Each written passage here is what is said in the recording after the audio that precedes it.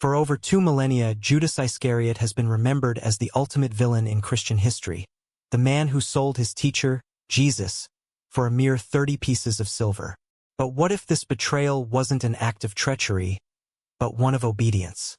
What if Judas wasn't the villain we've been told about, but instead the most faithful disciple, carrying out Jesus' request to fulfill a divine plan?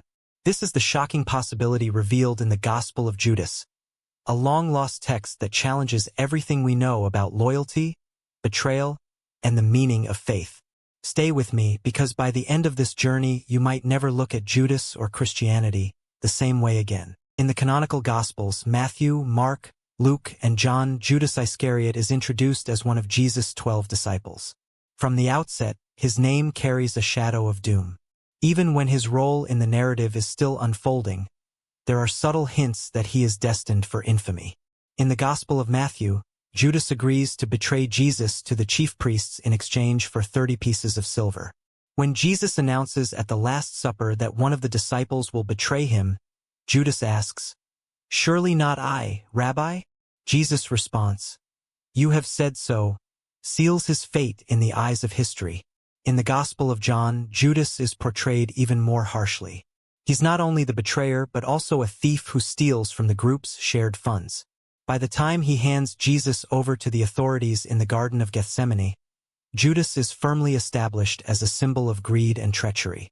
This image of Judas as the archetypal betrayer has influenced art, literature, and culture for centuries. In Dante's Inferno, Judas is condemned to the deepest circle of hell, where he is eternally gnawed on by Satan himself. In countless paintings, Judas is depicted with a sinister expression, often clutching a bag of silver or sharing a fateful kiss with Jesus. The idea of betrayal strikes a deep chord in us. We've all experienced moments of broken trust, whether it's a friend, a partner, or even ourselves.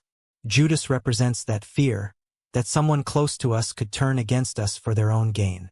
But what if Judas didn't betray Jesus for selfish reasons?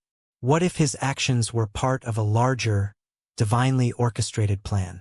Could it be that Judas' story has been misunderstood for 2,000 years? To explore this possibility, we need to look beyond the traditional Gospels and turn to a text that was hidden for centuries: the Gospel of Judas. In 1978, a leather-bound codex was unearthed in Egypt. This ancient manuscript, written in Coptic and dating back to the 2nd century CE, included several Gnostic texts, one of which was the Gospel of Judas. For decades, the manuscript languished in obscurity, passed from collector to collector. It wasn't until 2006 that the text was fully translated and made public. The revelations it contained sent shockwaves through both academic and religious communities. Unlike the canonical Gospels, the Gospel of Judas doesn't depict Judas as a villain.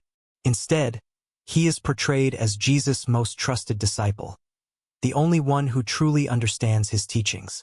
In the text, Jesus laughs at the other disciples, calling them ignorant for clinging to earthly concerns.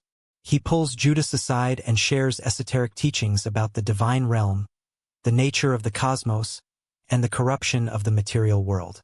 Then comes the most shocking moment. Jesus tells Judas that he must betray him, explaining that this act is necessary for his mission to be fulfilled. Judas agrees, knowing the price he will pay, not just in his lifetime but in the annals of history. Imagine being in Judas' position. You're asked to betray someone you love deeply, knowing it's the only way to fulfill their purpose. You know the world will hate you for it, yet you agree because your faith in their vision is unshakable. It's like being asked to play the villain in a movie so convincingly that everyone believes it, even after the credits roll.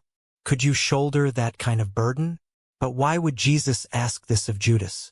And what does this reveal about the nature of betrayal itself? If Judas acted at Jesus' request, was it truly betrayal or was it obedience of the highest order? This question forces us to reevaluate our understanding of morality and divine will. In the Gospel of Judas, betrayal is reframed as a necessary step in the cosmic plan. By handing Jesus over to the authorities, Judas sets the stage for the crucifixion, which leads to Jesus' resurrection and the redemption of humanity. The Gospel also introduces the concept of spiritual betrayal. Judas isn't betraying Jesus as a person. He's betraying the material world and its corrupt systems. This act of betrayal is, paradoxically, an act of faith. This reinterpretation raises profound ethical questions. Can an act traditionally seen as evil be redefined as good when it serves a higher purpose? Does Judas' story challenge the idea of free will, suggesting that some actions are predestined? Judas' story becomes less about treachery and more about sacrifice. He's not a one-dimensional villain but a deeply human figure grappling with an impossible choice. But the Gospel of Judas isn't just about reinterpreting one man's story. It's part of a larger spiritual movement that challenges traditional views of God, faith, and salvation. Gnosticism was a spiritual movement that flourished in the early centuries of Christianity. It emphasized personal spiritual knowledge, gnosis, over blind faith in dogma. Gnostic texts often presented alternative views of Jesus' teachings, focusing on the inner journey of the soul. The Gospel of Judas aligns with Gnostic principles by portraying Jesus as a revealer of hidden wisdom. It rejects the idea of a vengeful, controlling God and instead emphasizes a divine realm of light and purity. Judas' role in this narrative isn't as a betrayer but as a key player in the soul's liberation from the material world. There's something deeply compelling about the idea of secret teachings, isn't there? It's like being let in on a cosmic secret that changes the way you see everything. And here's the twist. Judas isn't the only figure whose story has been reimagined by Gnostic texts.